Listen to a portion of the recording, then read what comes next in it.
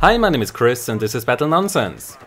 As you might know, I'm currently trying to extend my input and network lag tests to the PlayStation 4 because the request to not just test the PC but also the PlayStation 4 version of a game has been growing a lot during the last year, especially since that lag showdown video where I tested Ultra Street Fighter 4, Street Fighter 5, Mortal Kombat X and Skullgirls. Sadly, I cannot test games on the PlayStation 4 because I don't own one. And to make matters worse, the input and network lag tests that I do even require two of these consoles. So I would love to tell you about the performance differences of Battlefield 5 and Doom on the PlayStation 4 and the PC so that you can use that information when you make the decision which version of the game you should buy, or when you need proof of something when you are engaged in a discussion. But I need your help to be able to provide you with that information.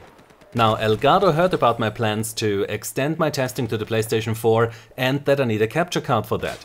So they kindly sent me their HD60 Pro, which together with another generous donation that I received from one of my viewers, significantly lowers the goal of the campaign on GoFundMe.com.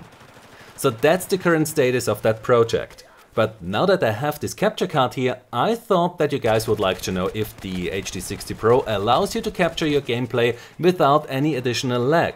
Because there are capture cards and capture software out there which have a quite negative impact on the responsiveness of a game. So to find out if the HD60 Pro delays the video signal, I will run a series of input lag tests in Skullgirls, which had the lowest input lag of all the fighting games that I tested in my lag showdown video.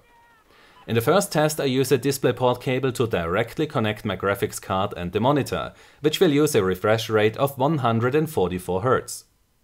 In the second test I use a HDMI cable to connect the monitor to the graphics card, and the monitor will run at a refresh rate of 60 Hz as that is the maximum that is supported by HDMI. So the first two tests without the HD60 Pro will provide us with reference values. In the third test we then insert the HD60 Pro into the connection and then take a look what kind of effect this has on the input or button to pixel lag. This is the setup which is also very similar to how you would capture gameplay from a console. So as you've seen in these graphics, the HDMI connection limits the refresh rate to 60 Hz, which is no problem as long as you don't own a gaming monitor that supports 144 Hz. But there is a way to use the HD60 Pro and still get that high refresh rate. What you need to do is handle the HD60 Pro as if it were a second monitor. So you connect it to the graphics card with a HDMI cable and you connect your gaming monitor using a DisplayPort cable. Now, I can only show you how to do this with a Nvidia card, but this should be very similar with AMD. So here we see that our monitor runs at 144 Hz. Now we go to Set up multiple displays. Now enable the Elgato. Select the clone option and apply the changes. When we now go to adjust desktop size and position, then we can see that our gaming monitor runs at 144 Hz, while the Elgato runs at 60 Hz. And when we now take a look at the game capture software, then we can see the desktop here. So now you can take use of the 144 Hz on your gaming monitor, while you use the HD60 Pro to record and stream your gameplay. The results of test 4 will then tell us if that setup has a negative impact on the input or button to pixel lag. Now, how does that test work exactly? I use an Xbox One controller which has a LED connected directly to one of its buttons. So I start the recording on my 1200 frames per second camera and then I press that button on my controller. In the recorded footage I then look for the frame where I see the LED light up, and then I count the frames until I see the character on the monitor respond to that button press. I repeated this test 20 times for every test case to make sure that I get enough data to provide you with conclusive results, which we will have a look at now. Tests 1 and 2 provide us the reference values that we need for the tests with the HD60 Pro.